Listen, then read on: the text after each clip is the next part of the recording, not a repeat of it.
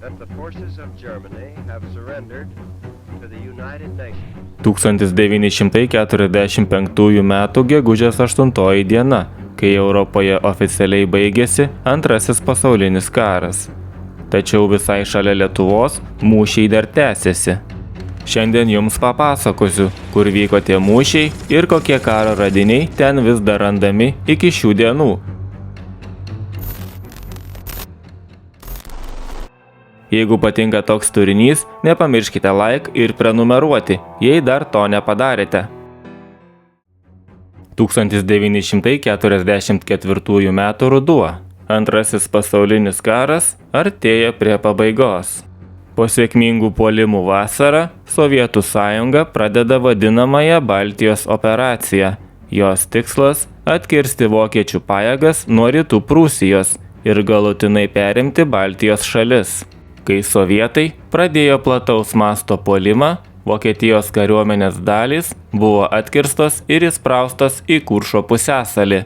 Taip susiformavo vadinamasis Kuršo katilas. Šioje teritorijoje įstringa šimtai tūkstančių vokiečių karių. Apsupti vokiečių daliniai vis dar turi priėjimą prie jūros. Per uostus jie gali gauti tiekimą ir evakuoti sužeistuosius. Tačiau sprendimas, kuris nulėmė viską, ateina iš Berlyno. Adolfas Hitleris atsisako leisti kariuomeniai pasitraukti. Vietoj to jis įsako laikyti pozicijas bet kokią kainą. Tikima, kad ši armija dar gali atlikti svarbų vaidmenį – sulaikyti sovietų pajėgas ir neleisti joms judėti į Vokietijos gilumą. Tačiau realybė tampa kitokia. Kuršas virsta milžinišku uždaru frontu, kuriame kariai kovoja ne dėl pergalės, o dėl išlikimo. Nuo 1944 m. spalio iki 1945 m. pavasario sovietai pradeda vieną puolimą po kito. Iš viso įvyksta 6 dideli puolimai. Kiekvieną kartą scenarijus panašus – intensyvus artilerijos apšaudymas, pėstininkų puolimai, didžiuliai nuostoliai ir beveik jokių rezultatų. Frontas juda vos kelis kilometrus, kartais visai nejuda. Miškai, pelkės ir įtvirtintos vokiečių pozicijos tampa mirtina kliūtimi. Tūkstančiai karių žūsta dėl teritorijos, kuri neturi didelės strateginės reikšmės.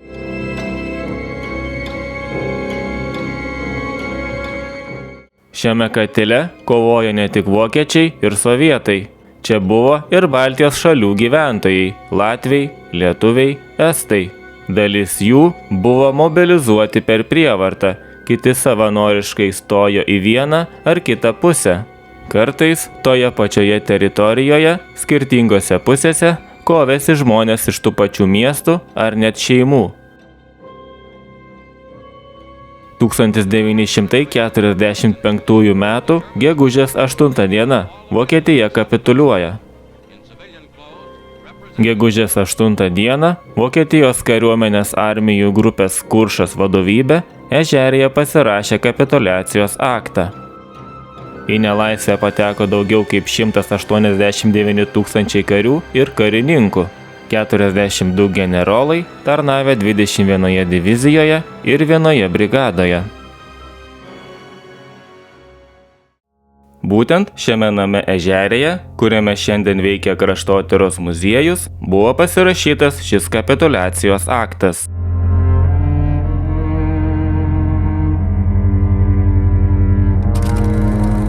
Kai kurie daliniai gauna įsakymą nutraukti ugnį, kiti ne. Ryšiai nutrūkę, radijo stotis veikia prastai, o miškai per dideli, kad žinia pasiektų visus. Kai kur dar buvo girdėti pavieniai šūviai, vyko susirėmimai, kurie galėjo tęstis dar 2 savaites ar net ilgiau. Praėjus dešimtmečiams po karo pabaigos, miškai ir laukai Latvijos vakaruose vis dar atidengia praeitį. Dažnai randami nesprogę sprogmenys. Tai artilerijos sviediniai, minos, prieštankinės ar priešpėstinės, minosvaidžių minos, rankinės granatos, o kartais net aviacinės bombos. Dalis jų vis dar gali būti pavojingi, todėl juos radus jokių būdų negalima liesti ar judinti. Miškuose ar laukuose žmonės taip pat aptinka tankų dalių ir kitų karo technikos likučių, artilerijos pabūklų fragmentų, transporto priemonių detalių, šovinių dėžių, ginklų dalių bei įvairios karinės įrangos. Kartais randami ir asmeniniai karių daiktai – sagos, ženkliukai, žiedai ar kišeniniai laikrodžiai, kurie primena konkrečių žmonių istorijas. Vieni įspūdingiausių karo radinių Latvijoje buvo aptikti 1999 metais. Pelkėje rasti sovietų tankai T-34 ir IS-2 buvo gerai išsilaikę. Tankai ir kita karinė technika atsitraukimo metu dažnai būdavo tyčia skandinami vandens telkiniuose, kad jie neatitektų priešui ir negalėtų būti panaudoti prieš besitraukiančias pajėgas.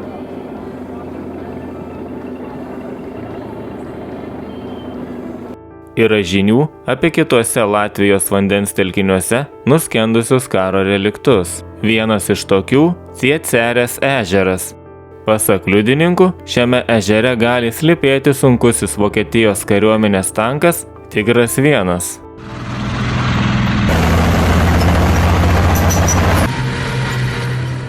Teigiama, kad jo ištraukti praktiškai neįmanoma dėl sudėtingų sąlygų. Ežeras yra gilus, su storu dumblo sluoksniu ir vadinamas dvigubu. Liudininkai taip pat mini, kad teoriškai ežere gali būti ir keli nuskendę lėktuvai. Karo metu šioje vietovėje vyko intensyvūs mūšiai. Per ežerą anuomet buvo nutiestas medinis tiltas, kuris, kaip manoma, per oro antskridį buvo susprogdintas, o kartu su juo į vandenį nugrimzdo ir įvairi karinė technika. Jeigu tai ne vien legendos, šio ežero dugne slypi daugybė karo reliktų. Visai neseniai žmonės nustebino dar vienas gerai išsilaikęs Antrojo pasaulinio karo radinys. Įsivaizduokite, einate mišku ir netikėtai aptinkate bunkerį, kuriame galbūt niekas nebuvo nuo karo laikų. Šis radinys netoli Bruocėnų, Kuršo regione, nustebino tiek miškininkus, tiek istorikus. Ne kasdien pavyksta aptikti tokios būklės Antrojo pasaulinio karo bunkerį. Daugelį panašių statinių per dešimtmečius sunaikino laikas, gamta ar žmogaus veikla. Istorikas, pakviestas ištirti radinį, sakė, kad 1945 m. pavasarį Baltezero apylinkėse, netoli Bruocėnų, vyko intensyvūs mūšiai, o šioje teritorijoje buvo dislokuota 122 Vokietijos pėstininkų divizija. Bunkeris, kaip karinis statinys, greičiausiai buvo naudojamas kaip poilsio ir atsitraukimo vieta už fronto linijos. Čia kariai galėjo atgauti jėgas, pasislėpti nuo artilerijos apšaudymų ir laukti tolimesnių įsakymų. Tai, kad rastas bunkeris priklausė vokiečiams, rodo jo vieta. Kadangi tikėtinas puolimas būtų vykęs iš Bruocėnų pusės, buvo svarbu, kad išėjimas iš slėptuvės būtų nukreiptas į šiaurę. Taip jis buvo geriau apsaugotas nuo tiesioginės grėsmės. Vokiška kilmė taip pat patvirtina bunkerio viduje rasti raudoni ryšių laidai, kurie, nepaisant praėjusių dešimtmečių, išliko beveik nepažeisti.